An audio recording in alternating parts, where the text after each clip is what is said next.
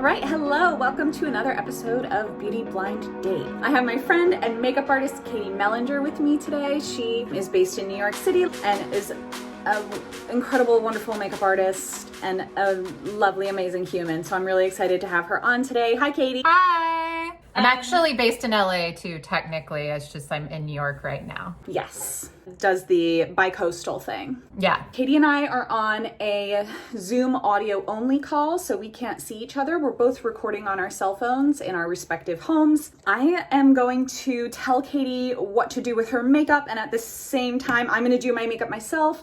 And at the end, we're going to turn our Zoom audio call into a Zoom video call and see how close or far we got from each other. Are you ready? I'm ready. All right, let's do it. So I've told Katie a few products to have available. Black liner.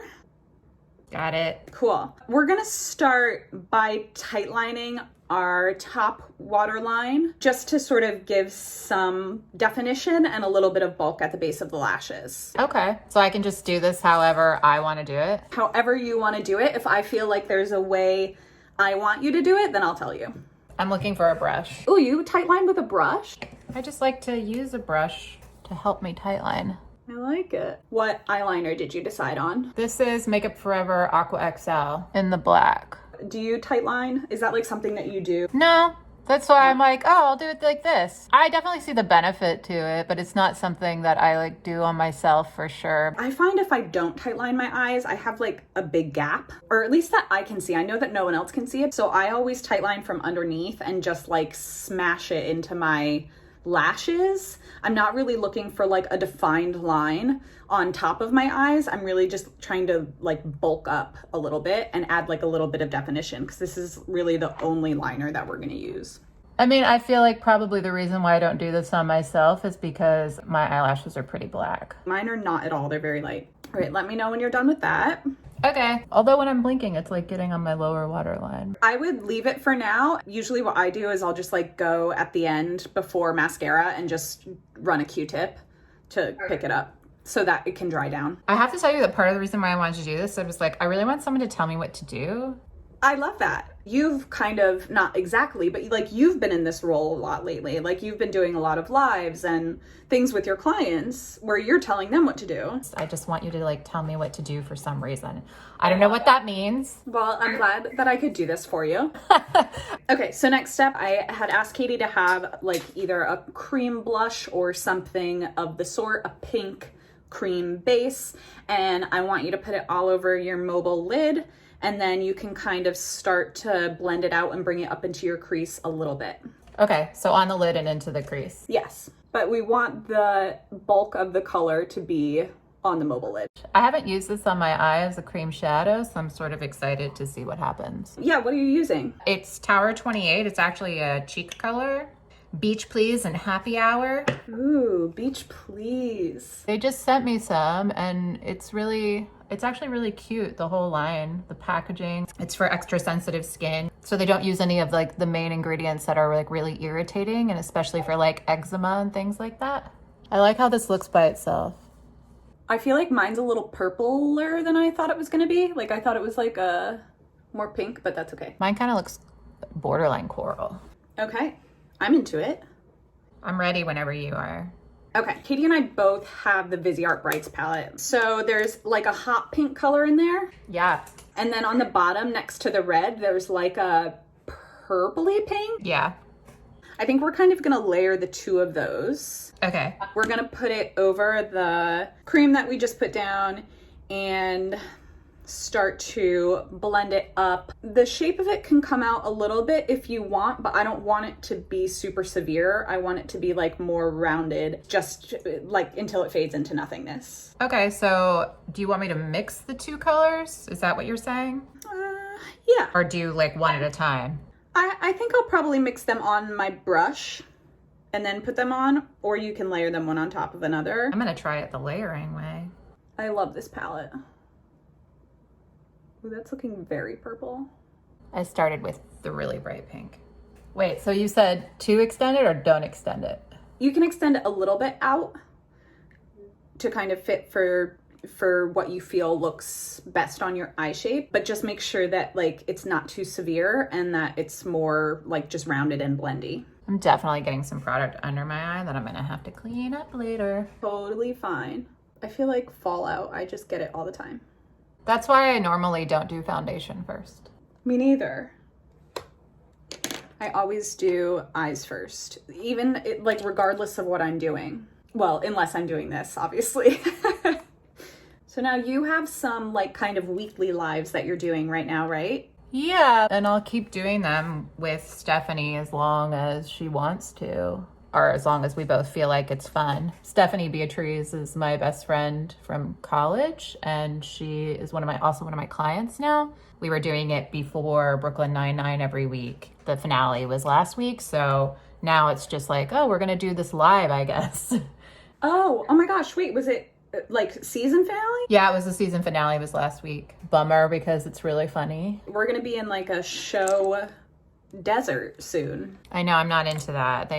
Somebody needs to step it up. I sort of blended this up a little bit. That's fine. It can come up a little bit. I'm extending it a little bit past my crease as well. Since I've been doing all these lives, I've been taking all these like makeup selfies of myself, and I'm really bad at them. I'm just really bad at them. I was like, I take like 800 of them. Why is that side of my face doing that weird thing? And like, why is that happening? And do I have a wonky eye? And I didn't know. I always turn my face a little bit when I take a selfie because then you can't see it. I mean, I try that, Amanda, but it just like... just doesn't work for you. Yeah. I'll send you a screenshot of like, just like a group of photos of me and like, what am I doing? And then like last week with Stephanie, we did a Rosa look. And so I was like trying to make a Rosa face, and I was just like making these like snarly faces. I was like, oh, that is so bad. That is so bad. I feel like I'm done. Okay. We're going to take our shimmery shade that we have, the shimmery light pink shade, and we're going to put that in the inner corner. And we're also going to put it over the pink color a little bit, just to give it like a wash of shimmer so it's not matte. You can blend a little bit into your brow bone as well. So do it in the inner corner and then also all over, basically. Yeah, basically all over. What are you using? I have this palette from Private Society. Oh, I haven't heard of that. I met this woman who owns it last year at IMATS. That was about a year ago. But like right before I met her, this video had come out with Scott Barnes and I think it was Tati. Do you know who that is? She's like some like a YouTube person. And he used it and it like started flying off the shelves. It was like one of those products. And I met her at IMATS and she was just like the loveliest, sweetest person in the world. And she gifted me one, and they're powders, but they're like creamy dreaminess. I love them. They're so pretty. I am using this palette from Aether Beauty, which is a natural line, but it's cool because their packaging is all totally recyclable. You're done with the tins, you can just like take the tins out, right?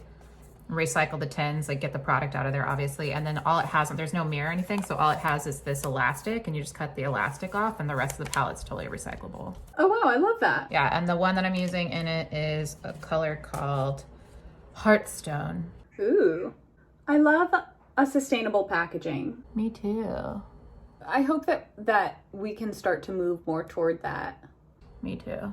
Oh, the thing that drives me nuts more than anything else is when like a natural brand or like somebody who claims to be sustainable like sends me product and then it's like full of plastic. Yeah. How are you doing over there? I'm good. I was just putting a little bit more of the darker pink in because I felt like it got a little light. That's perfect. You can modify as you see necessary. All right, so once we're done with that, we're gonna put a little bit of the eye gloss on. Actually, should we curl and put mascara on first so that we're not curling our lashes with the eye gloss on? Yeah. Okay, let's do that. Thanks, I needed that validation. I curled mine a little bit before we started because my eyelashes are so straight. What do you use for mascara? What do you like? What do you find holds your curl? Oh, nothing holds my curl.